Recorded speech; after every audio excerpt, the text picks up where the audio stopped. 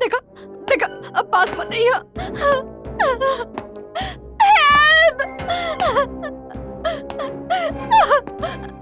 Please हमको छोड़ दो, please.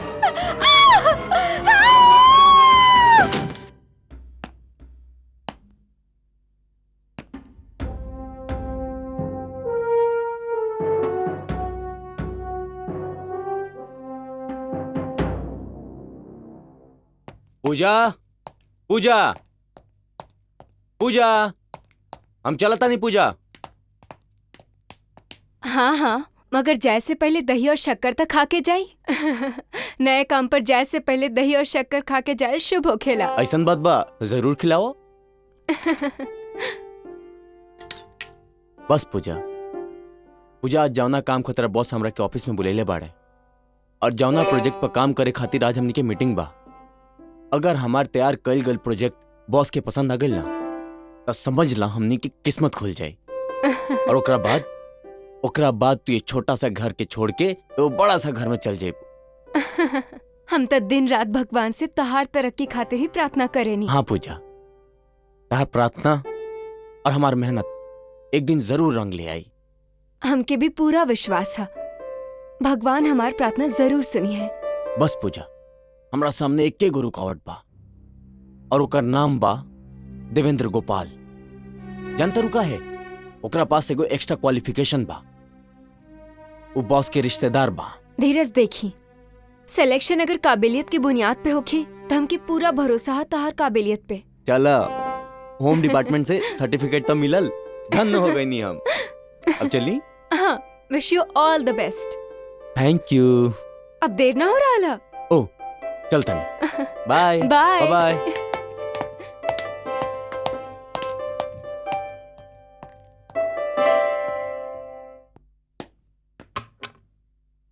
May I come in, sir? Come in.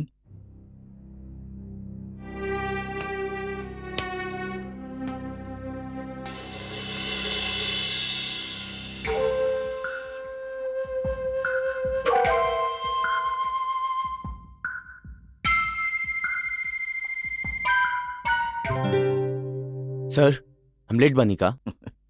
ना धीरज, तू तो वक्त पर आ गई बड़ा। अलबत्ता डी के समय से पहले आ गई बड़न। बैठा। थैंक यू सर।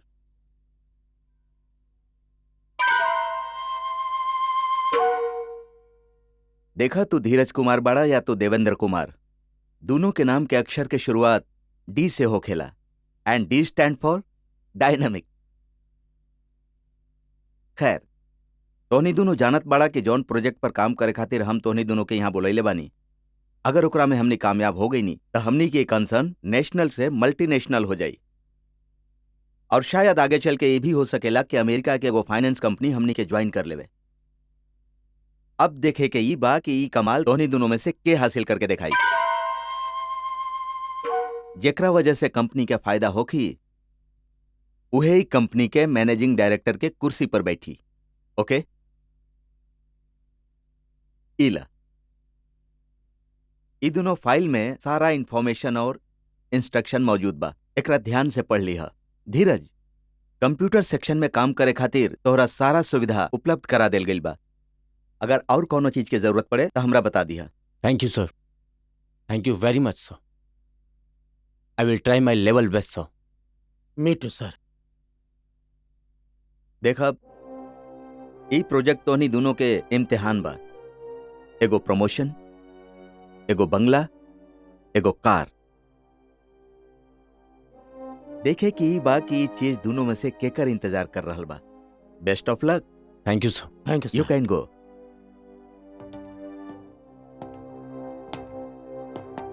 देवेंद्र तनी रुकी हा, तोरा से जरूरी बात करे के बा। जी सर।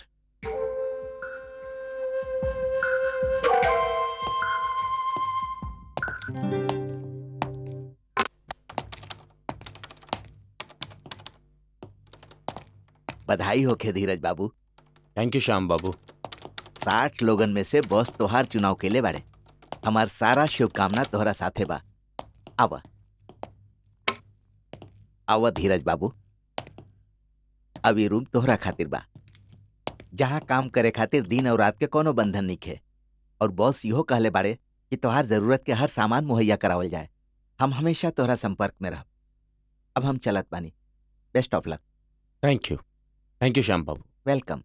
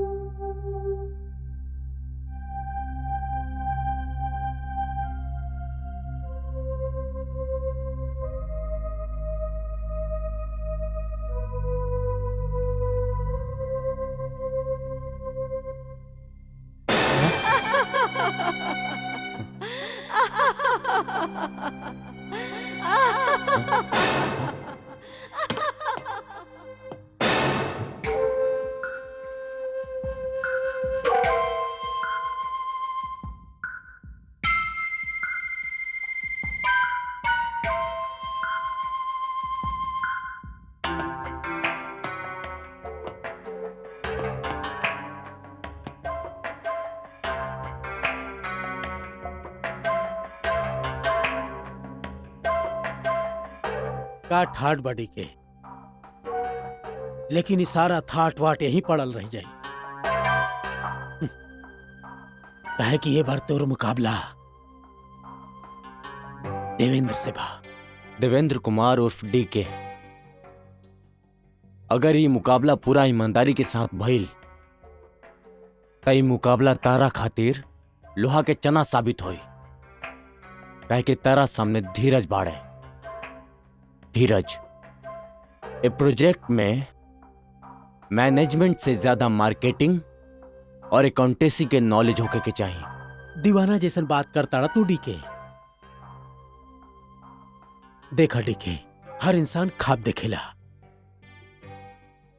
और एक पूरा हक बा ख्वाब देखे के, लेकिन हर इंसान के ख्वाब पूरा ना होला। हम तोहरे के यहाँ डिस्करेज करे ना आयल बानी देखे।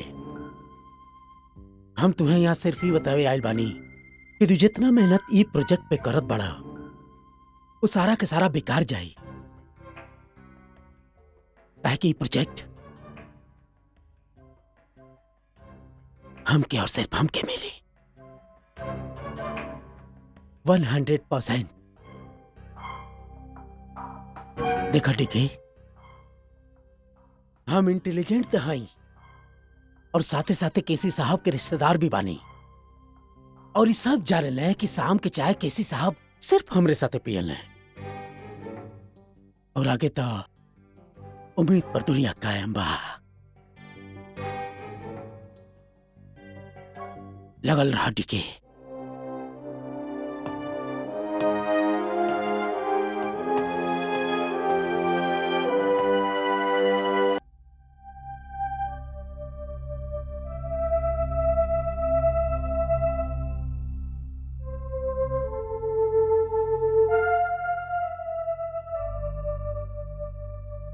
ताका तू हर रोज इतना देर से आई बा? का करी पूजा, अगर जिंदगी के सही मायने में जिंदगी बनावे के बा त मेहनत कर ही के पड़ी। हार्ड वर्क खातिर दोसर कोनो ऑप्शन नहीं के। हम मेहनत करे में कोनो कसर ना छोड़ब। हाँ धीरज, आज न तो कल तो की मेहनत के फल जरूर मिली। पूजा, हमरा पूरा कॉन्फिडेंस बा अपना मेहनत और अपना आप पर। कबो कबो ये देवेंद्र के खतरा चोर की तरह हमरा दिल में घुस जाला। रिश्तेदारन और चमचों की परंपरा हमनी के देश के घुन की तरह खा जाई। अगर रिश्तेदार गधा भी होके ना तो मुकुट टुकड़ा सर पे पहना दियल जाला।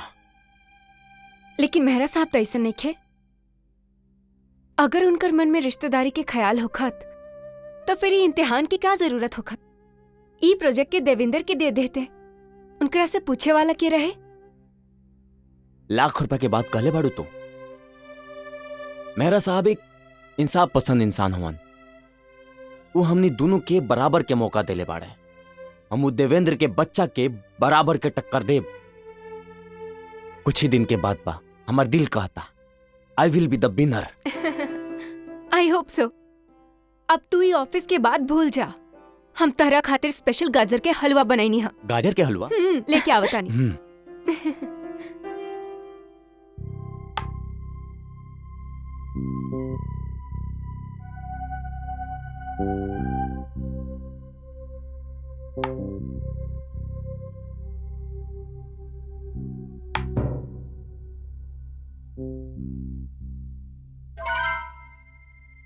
चेक मेहरा साहब, हम जितली और आप हर ली। देवेंद्र, कॉन्फिडेंस अच्छा चीज बा, लेकिन कॉन्फिडेंस और काबिलियत में गहरा तालमेल होके के चाहिए। ई लड़ी के हम बच गए नी। प्रोजेक्ट के तैयारी कैसन चलत बा? सर, हमरे ओर से ये प्रोजेक्ट खातिर बिल्कुल निश्चिंत रही। हम सब प्लान कर ले बानी और फिर आप तो जनबे करेली कि हम कितना फास्ट बानी। चेक मेहरा साहब।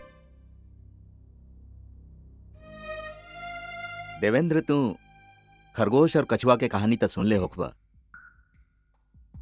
खरगोश के अपना चाल पर नाज रहे कि ओकर रफ्तार बहुत तेज बा, यही से वो सुत गई।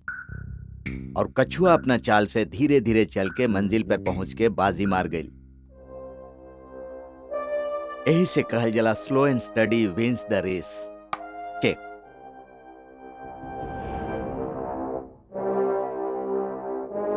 जी हाँ सर, हम वो कहानी सुन ले बानी, लेकिन ये खेल के जज आप बानी। फैसला तो आपे के हाथ में बा।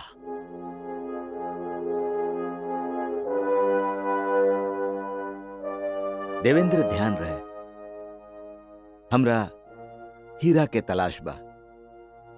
एगो ऐसन हीरा जे बाजार में हमार साख के चमका देवे। जौहरी अपन हर चीज के कसौटी पर परखेला। तू ही गलत फहमी में मत रहिया। ध्यान रहे, जौहरी अपन शोकेस में हीरा के जगह कांच के टुकड़ा के ना सजावेला। Check and mate. जी हाँ, समझता नहीं, हम समझता नहीं। देवेंद्र, तोहार जानकारी खातिर एक बात हम तोहरा बतावल चाहब। धीरज इस समय भी ऑफिस में बैठ के काम कर रहल बा। ओके, गुड नाइट।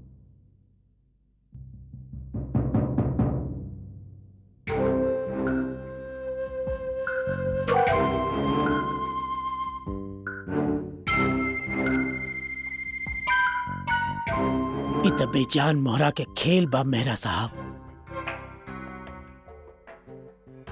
लेकिन जिंदगी के फैसला अभी भी हमरे हाथ में बा।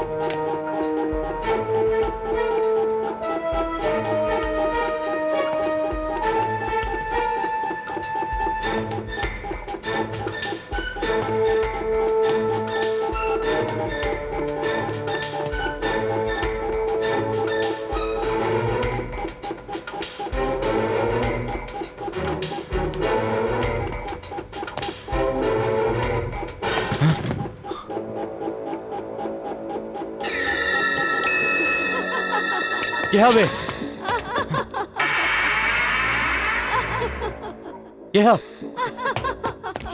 क्या वहां रुका?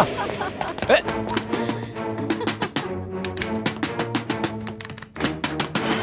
का बात बस साहब, अब केकरा के पुकारतनी? जे लड़की अभी लिफ्ट में गई लिया वो हमारा कमरा से बाहर भागल लिया। लड़की? अरे व्हाइट फ्रॉक पहनले रहला वो। और का बात करतनी साहब? हम तो यहाँ कोनो लड़की के आज जात ना देखनी है।